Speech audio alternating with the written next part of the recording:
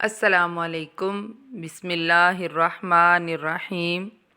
اعتکاف کی فضیلت، اس میں بیٹھنے کے آداب اور اس میں کیا کیا عبادات کرنی چاہیے، اس بارے میں آپ کو آگاہ کریں گے۔ چینل پر نئے ہیں تو سبسکرائب کر دیں، بیل آئیکن کو بھی ضرور دبا لیں تاکہ آنے والی ویڈیوز بھی آپ کے پاس آسانی سے پہنچ جائیں۔ سب سے پہلے اعتکاف کی فضیلت کے بارے میں بات کرتے ہیں تو اللہ تعالیٰ فرماتا ہے، جو بندہ اپنے گھر بار کو، بیوی بچوں کو، کاروبار کو چھوڑ چھاڑ کر میرے لیے خود کو وقف کر دیتا ہے، میں نے اس کے لیے بہت ہی زیادہ بلند درجہ رکھا ہے۔ ایک دن کے اعتکاف کرنے سے اللہ تعالیٰ اپنے بندے کو جہنم سے 3 خندق دور کر دیتا ہے۔ خندق اس کو کہا جاتا ہے جو پہلے جنگ لڑتے وقت گڑھے کھودے جاتے تھے تاکہ دشمن آسانی سے ہمارے پاس نہ پہنچ سکے، اور ایک خندق کا فاصلہ زمین اور آسمان کی مسافت کے برابر ہے۔ تو 10 دنوں کے اعتکاف کی کتنی دوریاں ہو گئی، آپ خود ہی اندازہ لگا سکتے ہیں۔ اور یہ مسافتوں کا ذکر اللہ تعالیٰ فاصلے بتانے کے لیے نہیں کرتے بلکہ سمجھانے کے لیے کرتے ہیں۔ یہ فاصلے بہت ہی لمبے ہیں۔ بہت ہی لمبے فاصلے سے مراد یہ ہے کہ اللہ تعالیٰ بس ہمیشہ ہمیشہ کے لیے جہنم سے دور ہی کر دیتے ہیں۔ اس عبادت کا خاص مقصد یہ ہے کہ انسان پورا سال کاموں میں مصروف رہتا ہے، وہ اپنی مصروفیت کی وجہ سے اس طرح سے عبادت نہیں کر سکتا جس طرح کرنی چاہیے، تو ان دنوں وہ اپنی مصروفیت میں سے کچھ دن اللہ تعالیٰ کے لیے نکالے۔ جیسے انسان اللہ تعالیٰ کے لیے ہجرت کرتا ہے، اللہ تعالیٰ کے لیے اپنے گھر بار کو چھوڑ دیتا ہے، اعتکاف کرنے والا بھی ایک طرح کی ہجرت ہی کرتا ہے۔ وہ اپنے بچوں کو چھوڑ کر، وہ اپنے سب کام چھوڑ چھاڑ کر مسجد میں آ جاتا ہے۔ اللہ کو یہ عمل بہت ہی پسند ہے۔ نبی کریم صلی اللہ علیہ وآلہ وسلم نے فرمایا، جس نے آخری 10 روزوں کا اعتکاف کیا اس کو 2 حج اور 2 عمرے کا ثواب ہوگا۔ آخری عشرہ آج سے شروع ہو گیا ہے۔ اس میں 2 چیزیں ہیں، ایک اعتکاف اور دوسرا شب قدر۔ شب قدر 5 راتوں میں اللہ تعالیٰ نے گھما دی ہے، گھوم کر آتی ہے۔ وہ کوئی ایک رات مخصوص نہیں ہے، جس طرح ہمارے ہاں 27ویں رات کو ہی شب قدر سمجھا جاتا ہے۔ 27ویں رات اسی طرح سمجھی جاتی ہے کہ جیسے یہی رات اللہ تعالیٰ نے شب قدر رکھی ہو، حالانکہ اللہ تعالیٰ نے اس رات کو گھما دیا ہے 5 راتوں میں۔ کبھی وہ 21 کو آتی ہے، کبھی 23، کبھی 25، کبھی 27 اور کبھی 29 میں شب قدر ہوتی ہے۔ آپ صلی اللہ علیہ وآلہ وسلم نے ساری زندگی آخری عشرے میں اعتکاف کیا۔ بدر کی جنگ ہوئی تو واپس آنے تک رمضان گزر چکا تھا، تو آپ صلی اللہ علیہ وآلہ وسلم اعتکاف میں نہیں بیٹھ سکے۔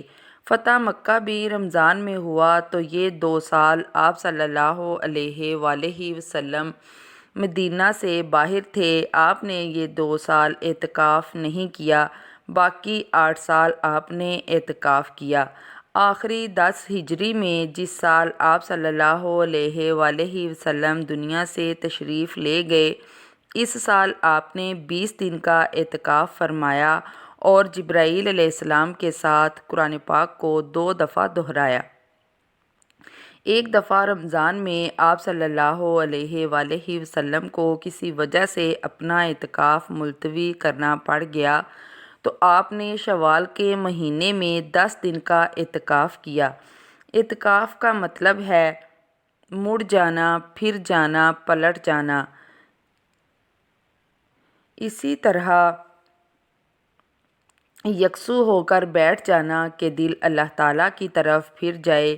اس لیے مسجد کے اندر رہنا صرف اللہ تعالیٰ سے لگاؤ لگانا اور کسی مقصد کے لیے بھی جو شرعی عذر نہ ہو کسی اور کام کی طرف توجہ نہ دینا اعتکاف کہلاتا ہے۔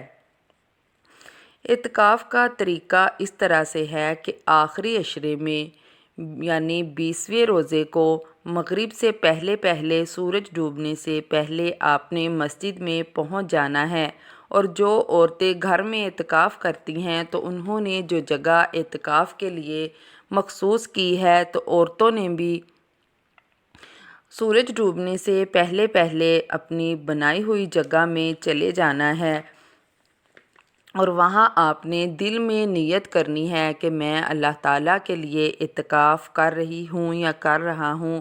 اس کے علاوہ اعتکاف کی کوئی نیت نہیں ہے، ارادہ ہی اللہ تعالیٰ کے نزدیک آپ کی نیت ہے۔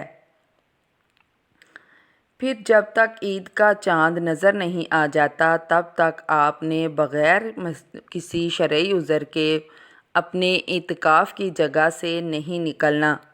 اگر آپ وہاں سے کسی بغیر شرعی عذر کے نکل جاتے ہیں تو آپ کا اعتکاف ٹوٹ جائے گا۔ آپ نے اعتکاف کو پورے ادب و آداب کے ساتھ کرنا ہے، اپنے گھر والوں سے فضول بات نہیں کرنی۔ آپ وضو کے لیے، واش روم کے لیے یا غسل کے لیے اپنی اعتکاف کی جگہ کو چھوڑ کر نکل سکتے ہیں۔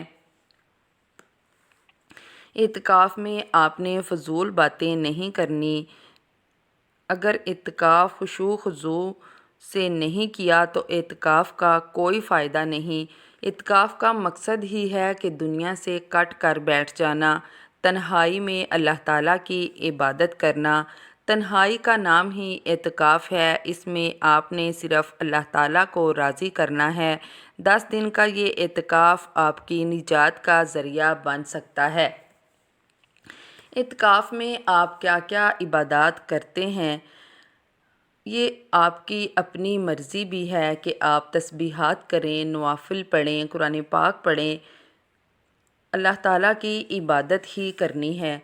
خود کو مشکل میں نہیں ڈالنا کہ آپ سے جاگا بھی نہیں جا رہا پھر بھی آپ زبردستی جاگ رہے ہیں، ایسا بالکل نہیں کرنا۔ جتنا آپ آسانی کے ساتھ پڑھ سکتے ہیں اتنا آپ پڑھیں۔ اعتکاف میں آپ نے مغرب کے بعد اوابین کے 6 نفل پڑھنے ہیں، اس کے بعد عشاء کی نماز کے بعد آپ صلاۃ التسبیح پڑھ سکتے ہیں، قرآن پاک پڑھ سکتے ہیں۔ طاق راتوں میں کوشش کریں کہ آپ ساری رات جاگیں اور عبادت کریں۔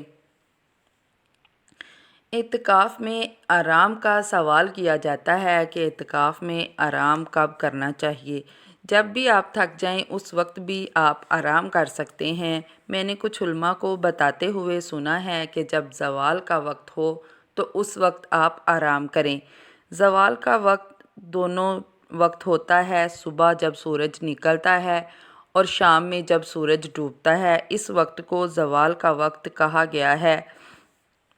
اللہ تعالیٰ نے ہمیشہ اپنے بندے کو مشکل میں ڈالنے سے منع فرمایا ہے، تو آپ بھی خود کو تکلیف میں مت ڈالیں۔ جتنی عبادت آپ سمجھ کر کریں گے اتنا ہی بہتر ہے۔ نیند میں پڑھیں گے تو سمجھ نہیں آئے گا کہ آپ نے کیا پڑھا ہے کیا نہیں پڑھا۔ خود کو ریلیکس رکھیں، اچھے طریقے سے عبادت کریں، اپنے لیے دعا کریں، سب کے لیے دعا کریں۔ اللہ حافظ۔